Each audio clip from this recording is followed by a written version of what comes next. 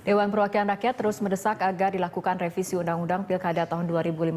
Revisi dimaksudkan agar P3 dan Partai Golkar yang saat ini masih berkonflik tetap masuk sebagai peserta Pilkada. Upaya DPR untuk membujuk Menteri Dalam Negeri dan Komisi Pemilihan Umum agar melakukan revisi Undang-Undang Pilkada menemui jalan buntu. Langkah apa selanjutnya yang akan ditempuh oleh DPR untuk meloloskan revisi Undang-Undang Pilkada?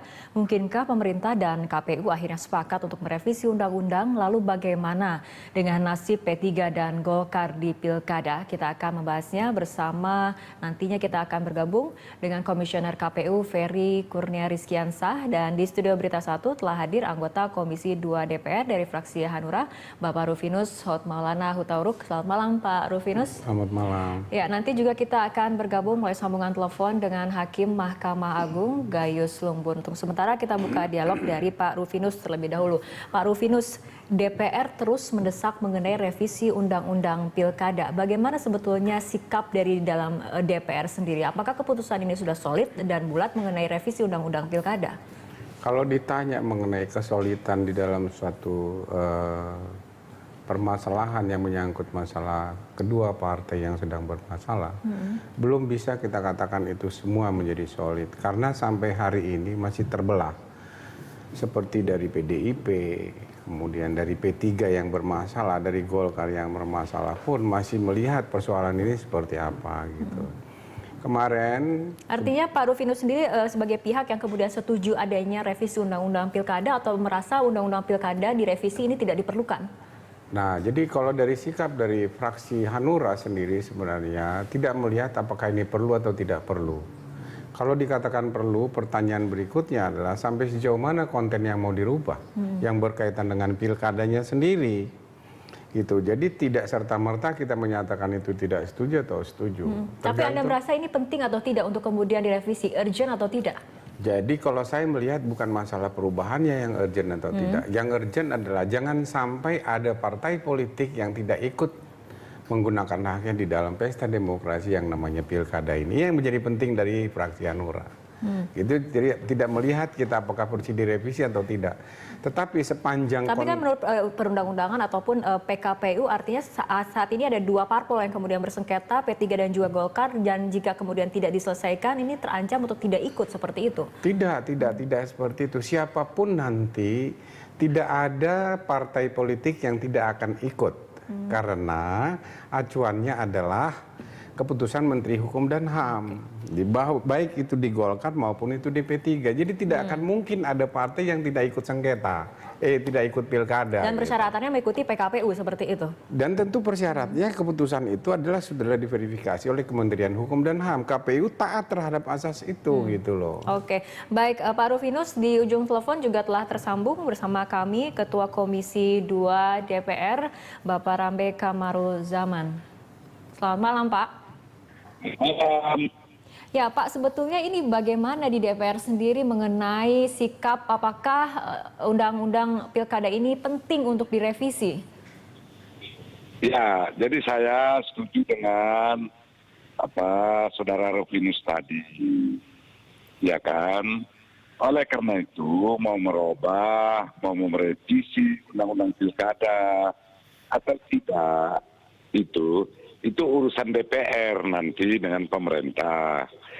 Jadi tadi yang dikatakan itu adalah tidak ada betul perpecahan di DPR, tidak ada.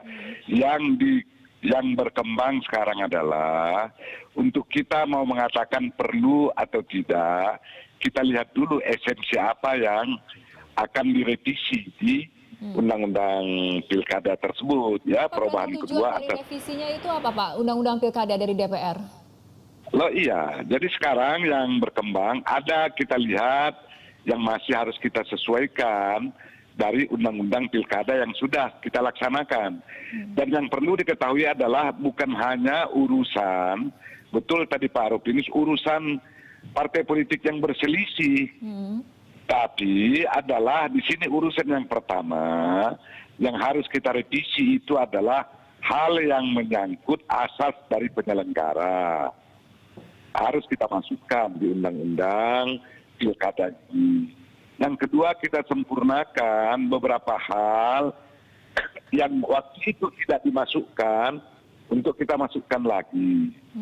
Yang ketiga adalah soal termasuk pembiayaan yang sekarang, pembiayaan pilkada ini.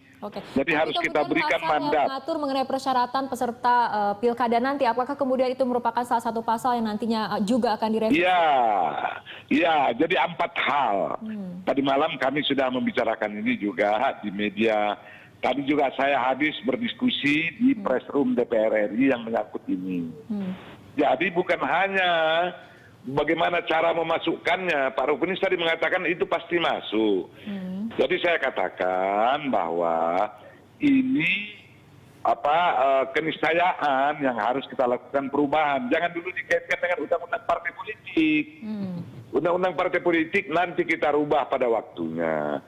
Dan perubahan ini bukan hanya sekedar bagaimana cara memasukkan 2 partai ini kalau dibawa itu ya jadi negatif. Oleh karena itu ada pembiayaan, terus asas daripada penyelenggara pemilu, ada hal yang harus kita juga revisi sekarang adalah soal petahana yang punya kewenangan itu 6 bulan sebelum. Ini ada soal 6 bulan sebelum masa jabatannya berakhir. Ya, jadi memang revisi terbatas. Kemudian tujuan utamanya adalah bukan untuk mengakomodir 2 parpol yang sedang bersengketa. Apakah kemudian alasan-alasan itu cukup kuat untuk kemudian membuat DPR tetap bersikukuh untuk merevisi Undang-Undang Pilkada, padahal kemudian batas pendaftaran dari Pilkada ini kan pada Juli 2015? Ya, Juli 2015 masih lama loh. Sekarang bicara tentang pendanaan saja, itu coba kita lihat itu secara fair. Permendagri sudah dikeluarkan, tapi baru sekarang yang memasukkan di APBD itu dengan menandatangani syarat perjanjian hibah dana pilkada ini di daerah itu baru 85 dari 269 loh. Jadi ini harus kita berikan payung hukum agar Kemendagri untuk dana ini lebih efisien digunakan dan lebih efektif. Jadi harus ada standar operasional pendanaan yang dilakukan oleh KPU di daerah.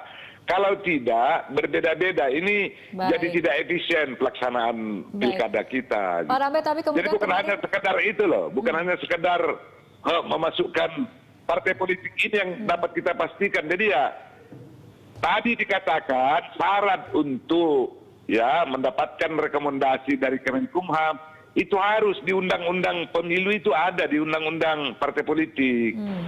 Jadi jangan kita perlebar-lebar kemana-mana gitu. Saya setuju dengan Pak Rufinus, nanti hal-hal apa yang harus kita revisi, di revisi ini harus tesnya pilkada kita yang akan datang. Ini serentak loh ini pilkadanya. Baik. 9 Desember. Ya, baik Pak Rambe dan juga Pak Rufinus, kita tahan dulu perbincangan, kita akan lanjutkan usai jeda berikut.